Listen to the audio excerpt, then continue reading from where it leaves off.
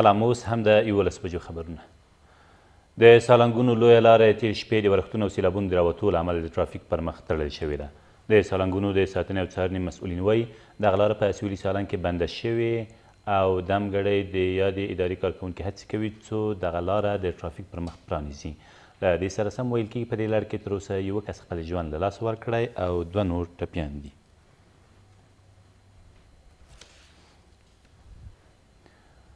د لغمان د الیشنګ ولسوالۍ په شمسه خیلو سیمه کې پر یوه کور د یوه توغندي د لګېدو له امله د یوې کورنۍ 15 غړي ووژل شول او 6 نور یې ټپیان دي. د دغه ولایت والي ویاند وایي دغه توغنده تېر ماښام نږدې 2 بجې د طالبانو له لوري توغول شوی خو طالبانو لا تر اوسه پرې اړه څه نه دي ویلي.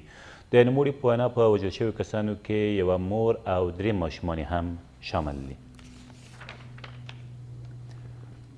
له دې سره سم د فراه په انارداري ولسوالۍ کې د یوې چاودنې له امله 8 کسان ووژل شول. د دغه ولایت د امنیه قومندانۍ ویاند وایي دغه پیښه تېر مازدیګر د یادې ولسوالۍ د لارې په اوږدو کې هغه مهال رامنځته شوه چې د یادو کسانو موټر په یو ځای پر ځای شوي مایل ور برابر شو. د نوموړي په وینا په وژل شویو کسانو کې 6 تنې د انارداري ولسوالۍ د امنیه قومندان د کورنۍ غړي او 2 نورې پولیسان دي. عامې روغتیا وزارت وایي د هیواد په سویل کې د پولیو یا ګوزڼ 2 نورې مثبتې پیښې تېره ورځ ثبت شوې. د دغه وزارت د خبرپاڼې له مخې په دغو 2 پیښو کې یو 2.5 کلن ماشوم په ترینکوټ ښار او یو 6 میاشتنی ماشوم په چورې ولسوالۍ کې له پولیو واکسین د محرومېدو له امله فلج شوي دي.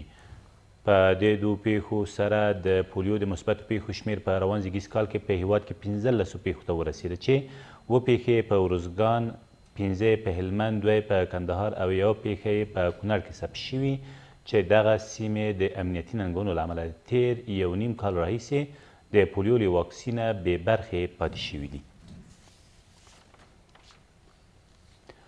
ملي دفاع وزارت وایي د بغلان د مرکز زمانخیلو او حسین خیلو سیمې چې پرون پکې جګړه وه تېره شپه د طالبانو له شتونه پاکې شوې. د دغه وزارت د ویاند مرستیال زیاتوي په دې چاڼیزو عملیاتو کې 21 طالبان وژل شوي، 14 ټپیان او 8 نور نیول شوي دي. له بل لوري دغه ولایت د مرکزي بغلان ولسوالۍ په شاوخوا سیمو کې په 2 جلا جلا هوایي بریدونو کې 10 نور طالبان هم وژل شوي او 15 ټپیان دي. او 40 کیلوګرامه هیروین د ننګرهار په مرکز کې د پولیسو له لوري کشف او ترلاسه شول.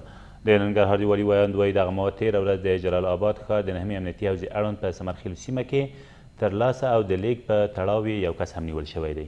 له دې سره سم د نشهیي توکو 3 پرچون پلورونکي له 600 ګرامه چرسو، شیشه او هیروینو سره یو ځای د پکتیا په مرکز کې هم نیول شوي دي.